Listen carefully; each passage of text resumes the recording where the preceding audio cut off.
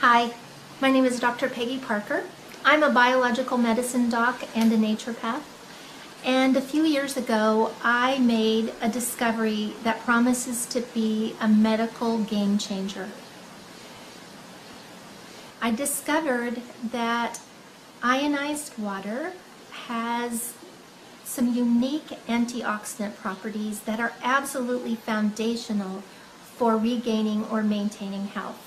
And in order to prove that theory into scientific certainty, I need to do a clinical trial study. And doing this study has been an absolutely overwhelming passion of mine for the last few years. And now all the pieces are in play, and it's time for me to begin. And oxidation happens when free radicals bombard your cells. And you have about 100 trillion cells in your body, and every day each one of those cells are assaulted with 10,000 by 10,000 free radicals. That damage is called oxidation. Free radicals are really just atoms or molecules that have lost an electron. And that happens from exposure to radiation or UV lights, or so things like fluorescent light bulbs and computers and cell phones and cars and manufacturing plants and fertilizers and pesticides, and even the water that we drink and the air that we breathe that are kind of polluted, those actually contain free radicals. All of those 100 trillion cells have a few things in common, and one of them is that they're made, they all have a membrane, and that membrane's made of something called a phospholipid bilayer. That's just a fancy term for fat. And fat is one of the things that's the most easily oxidized substances in your body. And we can see examples of that in your own kitchen. If you've ever fried anything and then later you try to clean that vent fan in your kitchen and that fat is thick and sticky, that's oxidized fat.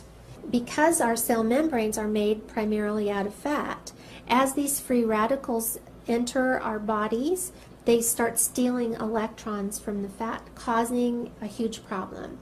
That fat then changes its character. Instead of being a semi-permeable membrane that allows oxygen and water to flow freely in and lets carbon dioxide and a few other waste products out, instead of doing that, it starts to repel water, so the cell becomes dehydrated. It starts to repel oxygen, so now the cell doesn't have enough oxygen to produce energy.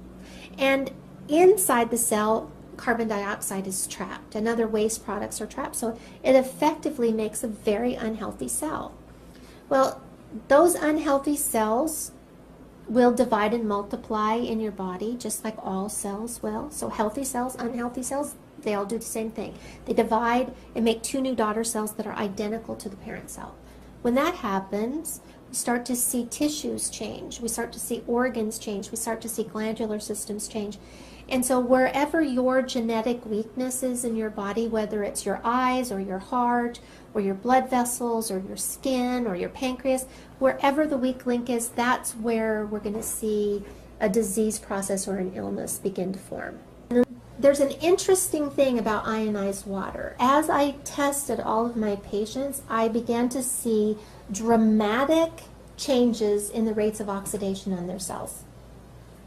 Couldn't figure out why. And then one day it was like a light bulb went off. I'm like, oh, this is about oxidation. What's happening is that as this oxidation disappears on their cells, everything else changes. I've been focusing on the wrong thing the whole time.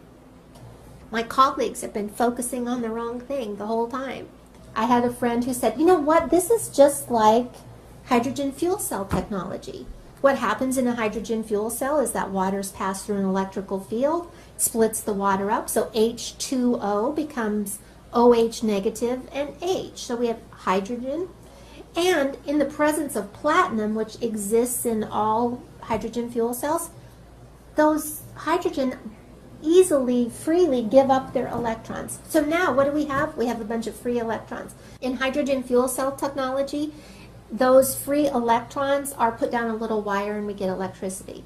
In ionized water, what happens is that those free electrons are recycled into the water. So that as we drink that water, we're actually taking in a bunch of free electrons. Now those free electrons will go and mitigate or quench those free radicals, and they don't leave anything in their wake. There's no weak free radical left over. This can actually stop the cycle of oxidation. I really believe this clinical trial study can be a medical game changer, but these things never happen as a result of just one person's effort. It takes so many people to accomplish a project like this. And because I believe that together we can pioneer a change in the health of people all around the world, one glass of water at a time. Thanks so much.